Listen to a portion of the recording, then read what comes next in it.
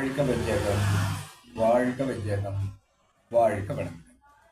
குரு வாழ்க, குருவே துணை. அருள்நிதி பேராசிரியர் அன்பழகன் திருவண்ணாமலை. அனைத்து அன்புள்ளங்களுக்கும் வாழ்க வளமுடன்.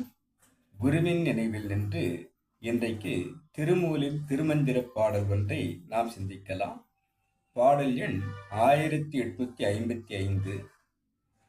பகலும் இரவும் பயில்கின்ற பூஜை, இயல்புடை ஈசற்கு இணை மலராம்.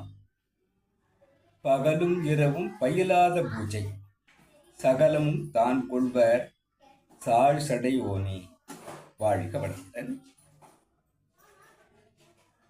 இறைவனை நோக்கி அகத்தவம் ஏற்று நாம் செல்லும் அந்த பயணத்தை பகலும் இரவும் பயில்கின்ற பூஜை என்று குறிப்பிடுகிறார். பகல், இரவு. இரவு என்பது சந்திர நாடி, பகல் என்பது சூரிய நாடி. ஆக இடகலை பிங்கலை என்ற இரு முனைகளிலும் அந்த நாடியின் மூலமாக சுழிமுனை நாடியை திறந்து அந்த குண்டலினி தெய்வீக மகாசக்தியை மேலே கொண்டு வந்து உணர்வார்த்தமாக புருவ மத்தியில் உணர்ந்து மீண்டும் ஆழ்மன தியானமாக சென்று இறைவனை உணர்வதற்காக செல்வது சிறந்ததுதான். அவ்வாறு அன்றி பகலும் இரவும் பயிலாத பூஜை. அவ்வாறு சென்றால் மட்டும்தான் இறைவன் உணர்வாவான் என்பது இல்லை. சகலமும் எந்த நிலையிலும் இறைவனை உணர்வார்த்தமாக உணர முடியும் என்பதை நாம் சிந்திக்க வேண்டும். அந்த சகலமும் தான் கொள்வான் தாழ் சடையோனே என்று கூறுகிறார்.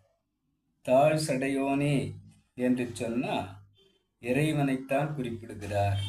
சகலமும் தான், எந்த வழியில் வந்தாலும் அந்த இறைவுணர்வை தர அந்த ஈசன் தயாராகத்தான் இருக்கிறான் என்று குறிப்பிடுகிறார்.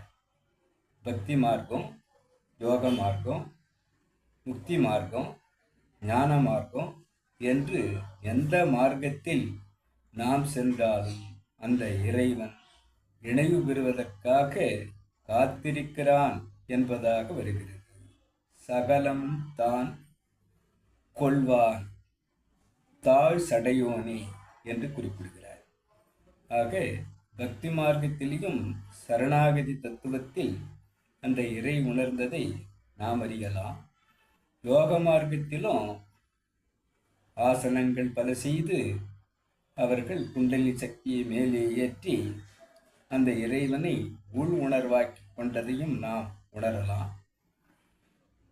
அவ்வாறு அல்லாமல் எப்போதும் இறை சிந்தனையாகவே இருந்து பதிவுகளை கழித்து தூய்மை அடைந்த போது அவர்களுக்கு இறைவன் இணை கிடைத்ததை நாம் உணரலாம். அவ்வாறன்றி குருவை பற்றி கொண்டு குருகாட்சி பாதையில் சென்று ஆழ்மன தியானமாக அகத்தவம் ஏற்று அந்த இறை உணர்வை பெற்றவர்களும் இருக்கிறார்கள். ஆக எவ்வாறு இறைவனை இறைநிலையோடு எண்ணத்தை கலக்கவிட்டு என்று குரு வேதாத்தி கூறும் அளவிலே இறை சிந்தனையாகவே நாம் சிந்தனையை வளர்த்தினால் எந்த விதத்திலாவது அந்த இறைவன் அந்த தாழ் சடையோன் சகல வழிகளிலும்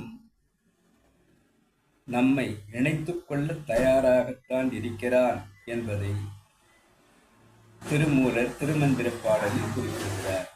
இப்பாடலில் இன்றைக்கு சிந்திக்கலாம். அனைத்து அன்புள்ளங்களுக்கும் வாழ்க வளமுடன் என வாழ்த்து நிறைவு செய்கிறேன். வாழ்க வளமுடன்.